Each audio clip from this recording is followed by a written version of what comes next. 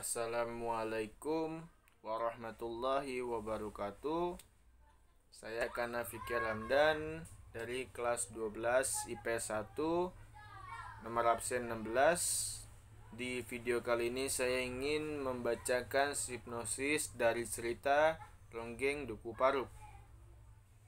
Berlatarkan pada musim kemarau yang panjang, di sebuah perdukuhan yang sempit dan terpencil yang bernama Duku Paruk, kehidupan masyarakatnya yang masih primitif, yang belum menyentuh peradaban maju dunia luar, dengan berbagai ciri kebodohan yang terbenam pada pola pikir dan pola perilaku dari masyarakatnya, sumpah serapah dan kata-kata cabul menjadi media interaksi mereka sehari-hari.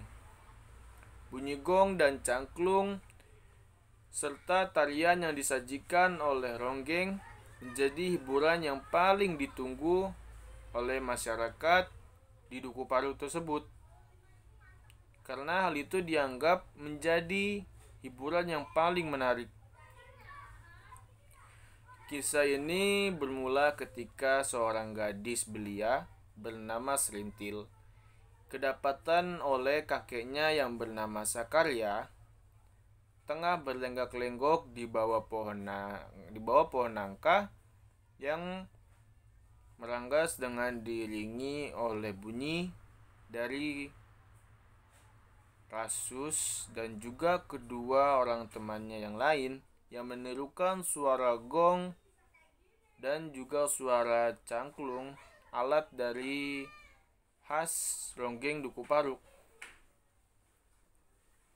Serintil yang saat itu masih belia sudah mampu menirukan berbagai tarian yang biasa dibawakan oleh seorang ronggeng dewasa.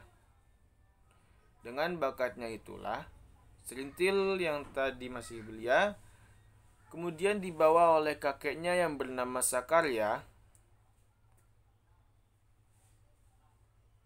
pergi menemui suami istri yang bernama Kertareja, seorang dukun ronggeng yang ternama di Duku Paruk tersebut.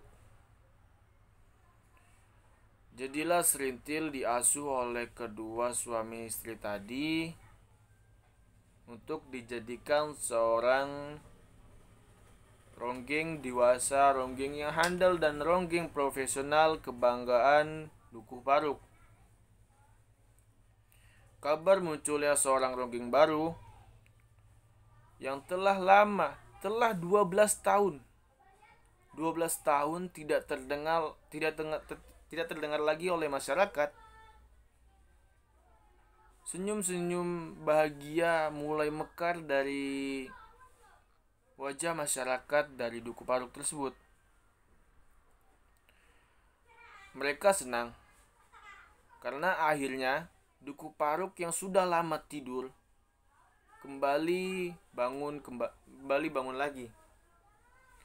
Namun untuk menggapai cita-citanya tadi, Serintil yang ingin menjadi seorang ronggeng sejati harus melewati berbagai tahapan, mulai dari menari beberapa ronde setiap malam, mandi kembang di kuburan Ki Seca Menggala yang katanya nenek moyang semua penghuni Duku Paruk harus melakukan acara buka kelambu, yang artinya Serintil harus menyerahkan keperawanannya kepada seorang laki yang mampu memenuhi syarat yang diajukan.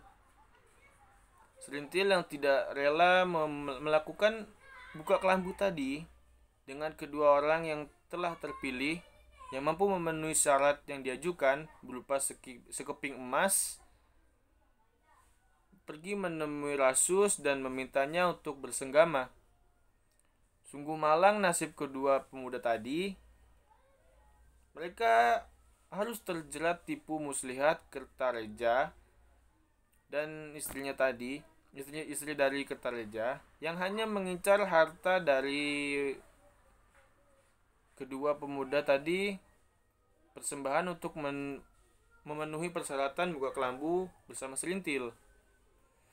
Semenjak peristiwa itu, Rasus pergi meninggalkan tanah airnya menuju pasar Dauan. Di sana ia menjadi buruh pengupas ubi, tetapi takdir membawanya kembali bertemu oleh Serintil yang mengenakan banyak perhiasan emas yang bertengger di tubuh moleknya.